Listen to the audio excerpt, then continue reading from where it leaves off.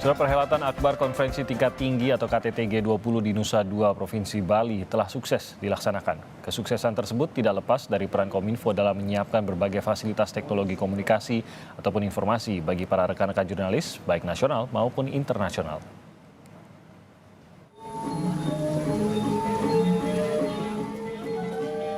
Kementerian Komunikasi dan Informatika telah menyiapkan sarana dan prasarana yang dapat membantu rekan-rekan jurnalis baik nasional maupun internasional. Persiapan tersebut diantaranya pengadaan media center yang beroperasi sejak tanggal 13 hingga 17 November 2022. Berlokasi di The BICC Westin Resort Nusa Dua Bali, Media Center Kominfo menjadi dapur informasi KTT G20. Keamanan untuk media juga sudah disiapkan, ya spot-spot untuk siarannya juga semakin lebih banyak dan bervariasi. Mudah-mudahan semua jalan dengan baik. Namun apabila ada saran koreksi disampaikan dengan cepat biar kita bisa langsung antisipasi dan melakukan koreksi. Yang paling penting kita jaga speed transmisi telekomunikasinya karena sangat tergantung kepada kecepatan itu. Karena ada dua hal yang diperhatikan. Yang pertama kecepatan, speed dan kenyamanan layanan.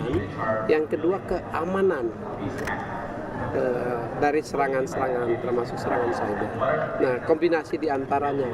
Tapi untuk keperluan wartawan tentu yang kita jaga betul ya speed yang tinggi dan layanan yang nyaman dan cepat ya. Media Center Kominfo sendiri memiliki fasilitas ruang kerja dengan 96 PC workstation, ditambah 96 jaringan LAN dengan koneksi berkekuatan 1,5 GB per second. Lalu ada ruangan rapat berkapasitas 48 orang yang bisa digunakan oleh rekan-rekan jurnalis. Media Center ini juga menyediakan ruang konferensi pers dengan kapasitas 443 orang lengkap dengan interpreter dalam 5 bahasa. Kominfo dengan operator telekomunikasi ya sudah mempersiapkan sebaik mungkin jaringan internet selama KTT. Hampir 1 bulan yang lalu kita sudah melakukan rehearsal atau uji coba jaringan internet. Jadi waktu itu kita uji coba, kalau jaringan internet ini kan dia banyak jalur, ya bisa 2, bisa 3 jalur, dan kita tes salah satu jalur misalnya putus karena berbagai sebab begitu. Lalu kemudian kita pakai jalur yang lainnya tanpa ada jeda. Jadi dia secara otomatis ketika satu jalur putus maka dia akan cari jalur lain. Fasilitas lain yang disediakan untuk rekan-rekan jurnalis adalah adanya ruang kesehatan dengan petugas yang siap melayani kebutuhan terkait kesehatan. Guna membantu pemulihan fisik jurnalis, Media Center Kominfo juga menyediakan ruang khusus relaksasi. Sebagai upaya untuk membangun komunikasi publik yang semakin terintegrasi, Media Center KTT G20 akan menyediakan siaran pers dalam 2 bahasa, Inggris dan Indonesia. Selain itu tentunya foto-foto jurnalistik dan clean feed broadcast. Tim Liputan, Kompas TV.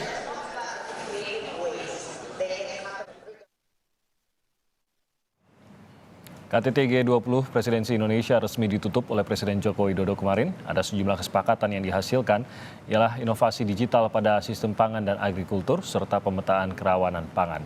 Selain itu yang menarik juga mengenai ketegangan antara Rusia dan Ukraina. Jokowi menyebut anggota G20 mengutuk perang yang turut memperburuk perekonomian global.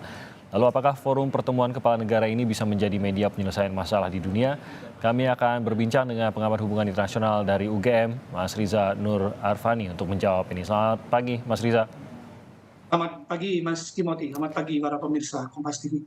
Selamat pagi, salam sehat untuk Mas Riza. Mas Riza, saya ingin kita ingin memahami lebih jauh apa sih sebenarnya hasil yang berhasil disepakati di dalam pertemuan G20 kemarin. Kita mendengar mengenai komunike, lalu kita mendengar mengenai Leaders Declaration. Apa perbedaannya dan apa yang kita capai setidaknya bersama-sama ya dengan negara G20 lainnya dalam pertemuan kemarin, puncaknya itu pencapaiannya apa, Mas Riza? Ya, kalau dilihat dari capaiannya ini sangat luar biasa ya. Pada akhirnya kita mendapatkan yang disebut sebagai Leaders Summit. Sementara pihak menyebutnya sebagai komunike, tapi komunike ini nanti berkaitan dengan seruan politik yang nanti berhubungan dengan follow up ya dari apa yang disepakati dalam kali Leaders Declaration itu. Nah itu yang menjadi penting karena presidensi kita kemudian menghasilkan sesuatu yang disepakati bersama. Dan seperti tadi Mas Timothy sampaikan, dan kemarin juga disampaikan oleh Pak Jokowi, yang paling alot itu satu paragraf mengenai perang di Ukraina.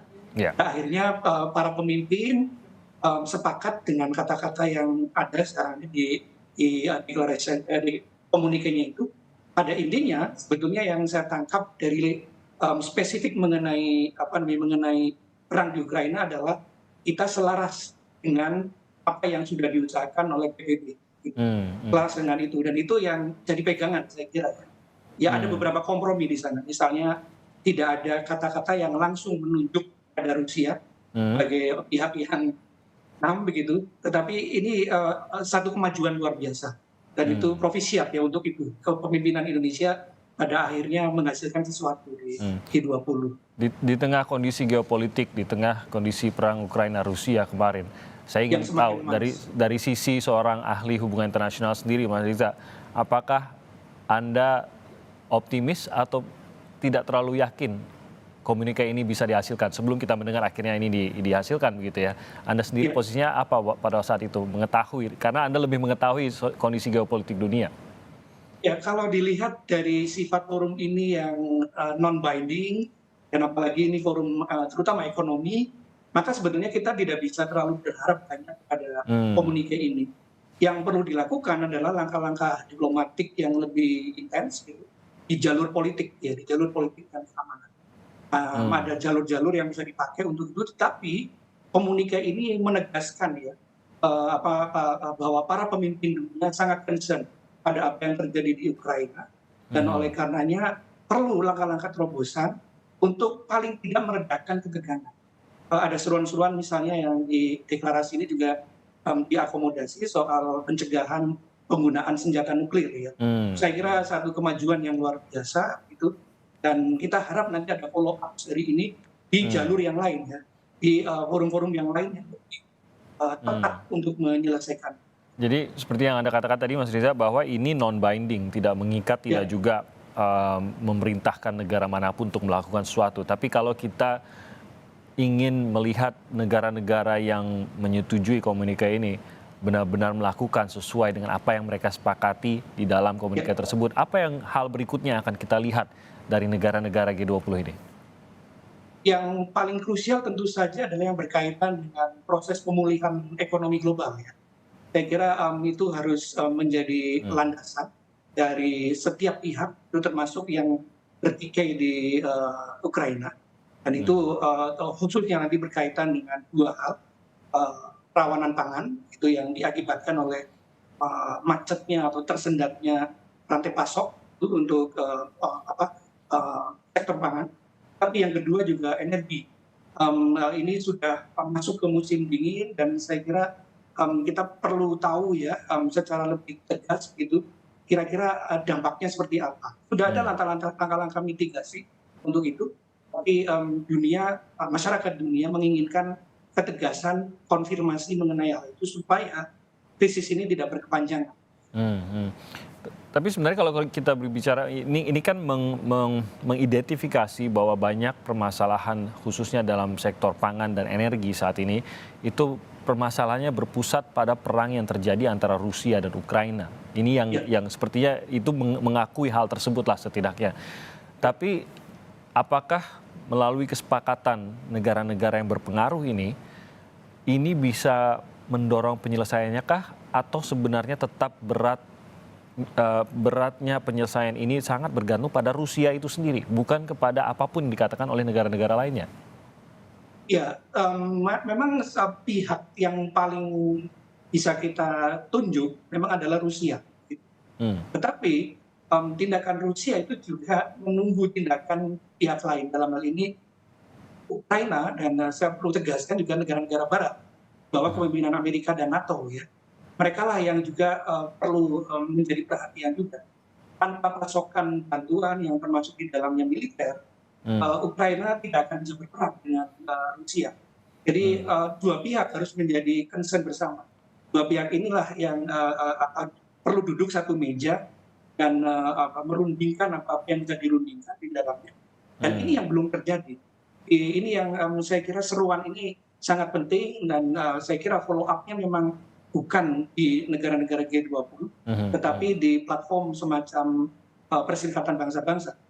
Tapi juga nanti platform yang lain yang antar regional atau bahkan bilateral yang sudah dimulai sebetulnya beberapa bulan belakangan ini oleh beberapa pemimpin. Gitu. Nah, kalau kita mencoba melihatnya dari sudut pandang Rusia, mengapa Rusia harus mendengar seruan ini?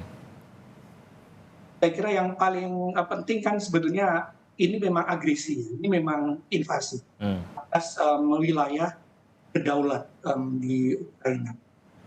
Mereka perlu mendengar sangat bijak begitu seruan ini, karena bagaimanapun pemicunya adalah agresi militer. Tapi catatan saya memang mereka mengklaim, mereka menggunakan ini untuk sesuatu yang menurut klaim mereka itu juga tanggung jawab negara-negara Barat, yaitu yang dia sebut sebagai pengaruh dari NATO ya di Ukraina. Itu yang juga harus menjadi perhatian kita semua. Jadi Rusia mendengar, tapi juga Barat juga harus mendengar. Dan itu yang belum terjadi selama ini. Dan kalau kita berbicara mengenai perhelatannya, kalau kita melihat pelaksanaan dari KTT G20 kemarin sendiri tampaknya berjalan dengan lancar. Tapi lagi-lagi mengukur lancar tidaknya bukan hanya apakah semua agenda itu bisa terlaksana, tapi juga dari muatannya itu sendiri, dari konten yang dibahas, konten yang dihasilkan itu sendiri. Apakah Anda akan mengatakan KTT G20 yang dilangsungkan di bawah presidensi Indonesia tahun ini bisa dikatakan sebagai sebuah sukses? Yes, itu jelas ya, itu satu kesuksesan. Kerja-kerja yang sudah kita lakukan selama setahun terakhir ini di finance tracks maupun di chair tracks gitu, sangat efektif untuk membuat norma, membuat kesepakatan-kesepakatan, dan itu tercermin dari 52 paragraf yang ada di Leaders Declaration itu. Dan tugas yang paling penting sebetulnya adalah bagaimana presidensi Indonesia ini nanti terhubung dengan presidensi berikutnya di bawah India, gitu. Dan itulah mekanisme troika yang selama ini dipakai oleh forum ini G20 dan bisa dipakai untuk sebetulnya follow up dari apa yang sudah disepakati, komunike apa yang sudah disepakati di Bali Leaders Declaration. Di dalam beberapa acara menuju ke KTT sebelumnya, kita tahu bahwa ini kan sebenarnya meeting-meeting juga banyak sudah berlangsung atau pertemuan-pertemuan banyak yang berlangsung sebelum KTT itu sendiri. Kita sering mendengar, paling tidak saya beberapa kali mendengar beberapa pejabat pemimpin lembaga mengatakan bahwa apa yang kita lihat di KTT, kesuksesan nanti di KTT G20 ini berkat posisi unik Indonesia juga, karena di tengah kesulitan dunia, di tengah kondisi geopolitik yang begitu rumit dan begitu panas, Indonesia masih mencoba dan bisa menghadirkan sebagian besar pemimpin dunia dan lembaga di Bali untuk KTT G20. Bahkan bisa menghadirkan beberapa pihak yang mungkin memiliki pendapat yang bertolak belakang atau kondisi geopolitiknya sedang kurang harmonis. Dan ini berkat posisi unik Indonesia dan image unik Indonesia di mata dunia, di mata negara-negara internasional tersebut. Apakah ini benar bahwa ada peran Indonesia sebagai Indonesia sendiri yang akhirnya berkontribusi pada kelancaran G20 sendiri yang mungkin tidak bisa dilakukan oleh setiap negara lainnya? Ya, secara umum betul itu ya, pandangan itu, dan saya ingin menegaskan bahwa konsistensi sikap kita pertama sejak perang Ukraina pecah dan Februari atau Maret tahun, kita konsisten untuk bersikap netral dan kita konsisten untuk menjadikan forum ini tetap dalam tracknya, gitu, sebagai forum ekonomi, tidak kemana-mana. Sehingga itulah yang kemudian menjadi semacam indikasi gitu bahwa kita diterima oleh semua pihak, termasuk dua pihak yang ketiga, dan itu sangat terlihat di KTT kemarin ya. satu capaian yang luar biasa. 17 dari 20 pemimpin itu hadir, itu luar biasa. Dan yang lebih luar biasa ada deklarasi yang disepakati bersama. Jadi ini berkaitan dengan sikap konsisten kita ya sejak awal. Kesuksesan dari pelaksanaan KTT G20 dan mungkin kita berharap bahwa ini juga dianggap atau diperhitungkan sebagai sesuatu acara yang sukses oleh pemimpin G20 maupun negara-negara lainnya di luar G20. Bagaimana ini mempengaruhi posisi Indonesia di mata dunia juga? Kita tahu bahwa komunikasi, kerjasama dengan negara-negara lain tentu akan semakin intens ke depannya dengan Indonesia. Kesuksesan KTT G20 apakah akan membuat itu lebih baik, membuat Indonesia mempunyai posisi tawar yang lebih tinggi di mata internasional? Ya, secara politik iya, jelas ya. Jadi dari sisi politik, diplomasi kita sudah terbukti yang oleh Bu Retno, Bu Menlu itu disebut sebagai bridge builder. Dan itu kembali ditunjukkan dalam forum G20 dengan presidensi kita. Dan saya kira sejak kita menjadi bagian dari G20 ini, track-nya nampak. Ya. Ada track yang semakin kuat gitu bahwa kita di panggung dunia sudah cukup atau semakin disegani. Tinggal sebetulnya bagaimana kemudian mewujudkan track ini menjadi bagian dari juga kepentingan nasional Indonesia, terutama di bidang ekonomi. Itu yang sebetulnya menjadi harapan besar dari Pak Jokowi. Bagaimana itu terjemahkan ya dalam domestik atau pekerjaan rumah dalam. Itu saya kira menjadi bekal yang cukup gitu untuk kita mengarungi banyak hal, terutama di region nanti menjadi ketua tahun depan. Tetapi dalam jangka panjang, inilah saatnya kita menunjukkan peran yang spesifik tadi yang disebut Mas Timothy sebagai unik ya dari kepemimpinan Indonesia sebagai salah satu middle power. Baik, terima kasih banyak Mas Riza Nur Arfani, pakar hubungan internasional dari UGM.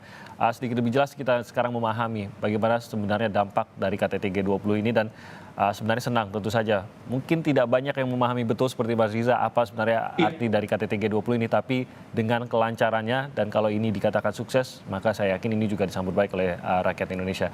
Mas Riza, terima kasih. Salam sehat, selamat pagi Mas Riza.